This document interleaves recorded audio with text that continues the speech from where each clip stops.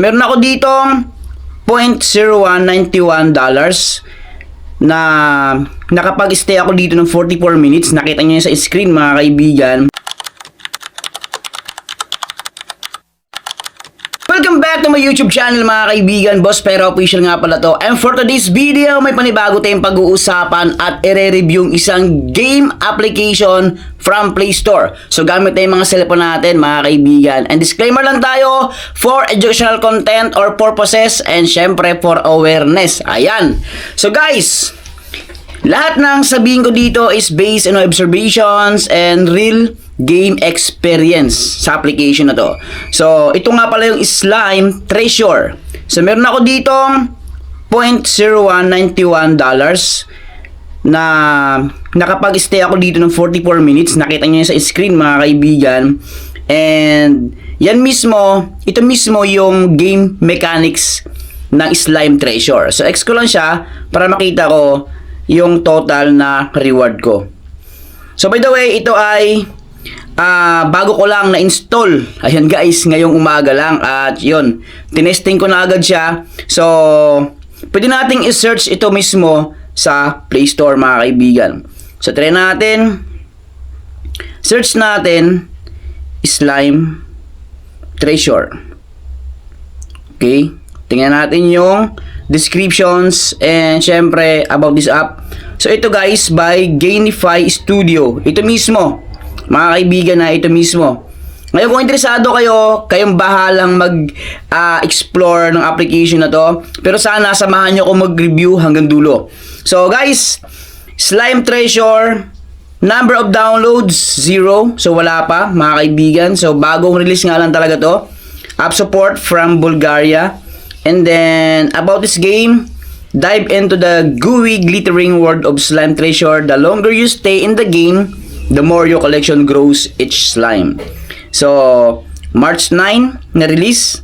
So, same din na update. So, syempre, expected na natin yan na magkaroon tayo dito ng new update. So, play natin. Guys, sa mga nakakaalam na mga GB apps is same lang din sila ng settings. Lahat ng yan is ang pinanggalingan ay iisa lang, GB developer. So, ngayon pag-usapan natin dito yung ways of earnings. Ano pa?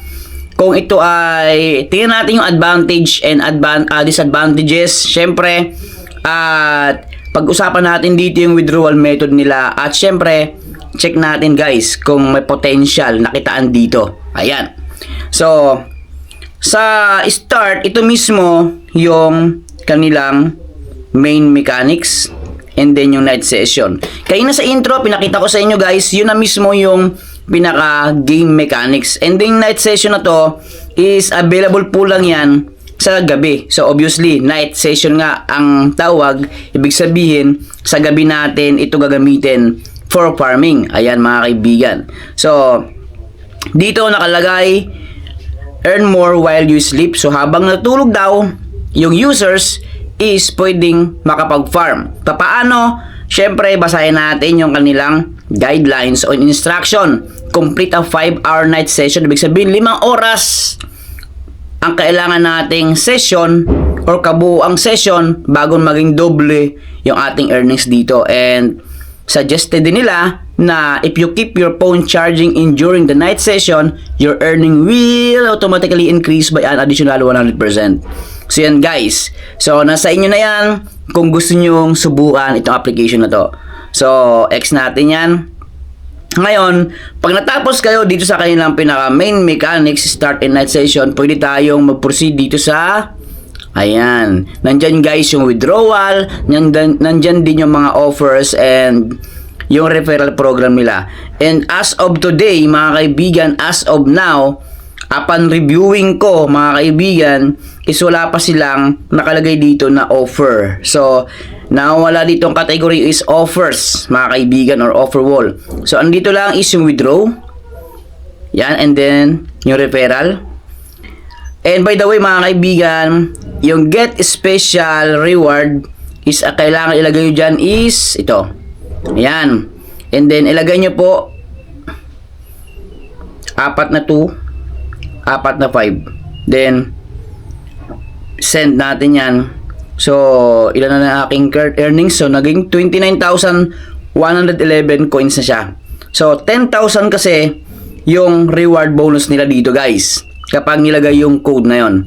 Ngayon, syempre walang offers, walang offer wall. Discuss natin dito yung kanilang referral program. So, dito guys, walang pilitan. Choices mo yan kung mag-i-invite ka. Gusto ko lang i-share sa inyo at pag-usapan natin yung benefits or benepisyo ng referral system nila. Unang-una, kailangan mo munang mag-invite. Siyempre, automatic yon, mag-invite ka talaga kasi nga referral eh. So, ito mismo mabasahin natin. May 0.10 or 5 pesos and 20% na commission sa bawat may invite mo. Pero hindi lang dyan matapos kasi nga dapat maging verified users yung mga na-invite natin. So, paano ma-verified? Guys, ganito lang kadali yan. Install lang application by clicking your link or our link, and then maging active sila from day 1, day 2, day 3. At syempre, makikita sila at syempre matitrace sila ng developer or applications na pwede na sila maging verified users, mga kaibigan. So, ayan. Dito makikita yung list ng na-invite. Pag tinap mo yan, makikita mo yung number of referrals mo. Verified man o hindi, dito lahat makikita yan. So, as of today, wala akong na-invite kasi nga bago pa lang talaga to. Bago ko pa lang ginagawan to ng review. Ayan.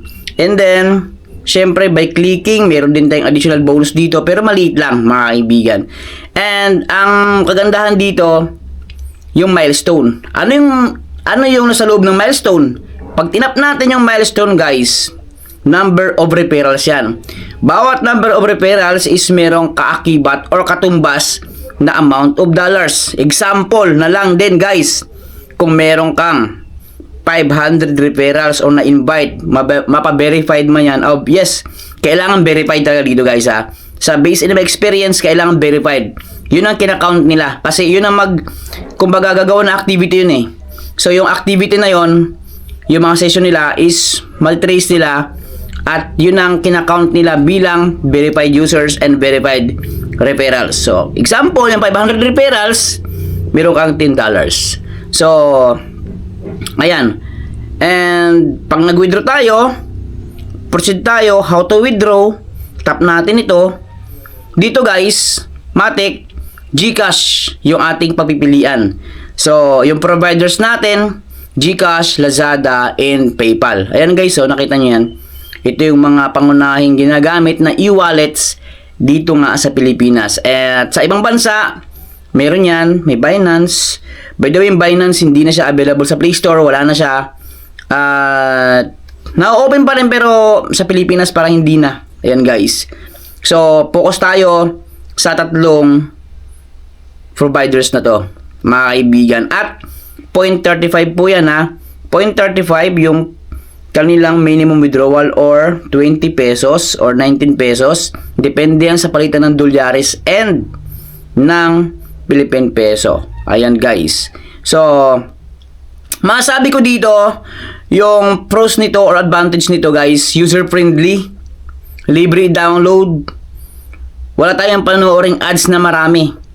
Maliban dito, mga kaibigan, isa lang ads lang yan. Bawat session natin yun, doon lang lalabas ang ads, pero yun lang, yun ang kagandahan sa application na to. At syempre, no cash in or no investment needed, no money investment needed dito. Wala guys. Ang sabihin natin yung cons lang or disadvantage nito is hindi pare-pareho yung bigay ng coins. Mababa na yung binibigay ng coins. Depende siguro, hindi ko na alam kasi sa experience ko, may na-experience ako na mabilis magbigay ng coins. Malaking amount of coins, minsan mabagal talaga. Halos aabutin mo na yung 2 oras, mabagal pa rin yung bigay ng coins. So hindi ko din alam, mga kaibigan. So yun ang na-experience ko dito. Yan guys. At kung yung magtanong ano tong notification na to, ayan, tap natin yan. Diyan natin makikita. Dito natin makikita yung mga activity, yung mga sabihin natin kung may referral sa tayo, may nag-invite, kumbaga yung mga na-invite natin dito makikita yan guys kung ilan, mga kaibigan. So yun lang, maraming salamat sa inyo lahat. Don't forget to like, share, and subscribe. And pakihit po ng notification para maging updated kayo sa lahat ng mga video aking upload. Bye-bye.